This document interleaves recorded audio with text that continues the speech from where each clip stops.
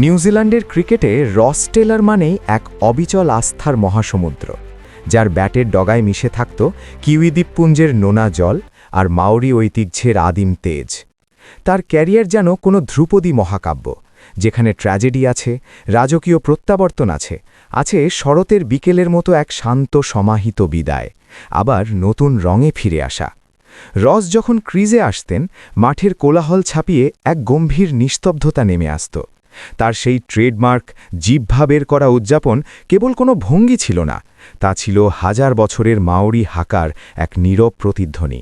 যখন তিনি mid wicket দিয়ে চাবুকের মতো তার সেই বিখ্যাত স্লগ সুইপ খেলতেন, মনে হতো কোনো দক্ষ ভাস্কর পাথর কেটে নিখুঁত এক শৈল্পিক রূপ দিচ্ছেন। তার ব্যাটিংয়ে ছিল না কোনো পেশিবহন আস্ফালন, বরং ছিল পাহাড়ি ঝর্ণার মতো এক অদম্য ছন্দ।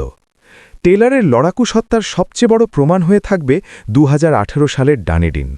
ইংল্যান্ডের বিশাল রান তাড়া করতে গিয়ে যখন তার উড়ুর পেশি ছেড়ে যাওয়ার উপক্রম, গ্যালারি ভেবেছিল নাটকের বোধহয় যবনিকাতাত ঘটেছে। কিন্তু রস সেদিন মাঠ ছাড়েননি। অসহ্য যন্ত্রণাকে সঙ্গী করে এক পায়ে ভর দিয়ে তিনি খেললেন ১৮১ রানের এক অবিনশ্বর ইনিংস। খুঁড়িয়ে খুঁড়িয়ে নেওয়া প্রতিটি রান ছিল তার ইচ্ছাশক্তির জয়গান। সেদিন ডানেডিনের ওভাল দেখেছিল মাওরি যোদ্ধারা ঝড়ের মুখেও শিকড় উপড়াতে দেয় না। তার ক্যারিয়ারের আকাশ সবসময় মেঘমুক্ত ছিল না। অধিনায়কত্ব হারানোর সেই অপমানের কালবেলা তাকে চুরমার করে দিতে পারত, কিন্তু রস বেছে নিয়েছিলেন হিমালয় সদৃশ নীরবতা।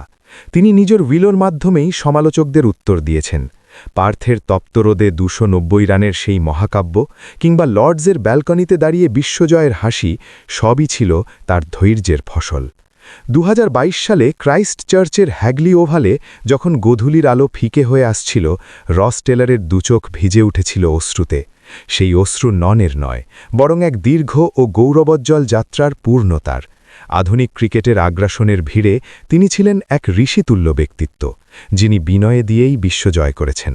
তবে ক্রিকেট বিধাতা বোধহয় তার গল্পের উপসংহার রচনা করার জন্য তখনও প্রস্তুতি ছিলেন না। নিউজিল্যান্ডের পাঠ চুকিয়ে তিনি ফিরে গেছেন শিকড়ের টানে, তার মায়ের জন্মভূমি সামোয়া হয়ে আন্তর্জাতিক ক্রিকেট আঙিনায়। যে ব্যাটে একসময় অস্ট্রেলিয়ার তপ্ত রোদে ২৯০ রানের পাহাড় গড়েছিলেন, সেই ব্যাট হাতেই এখন সামোয়া হয়ে ক্রিকেট মাতাচ্ছেন ক্রিকেট নাট্যের অনন্য এই চরিত্র।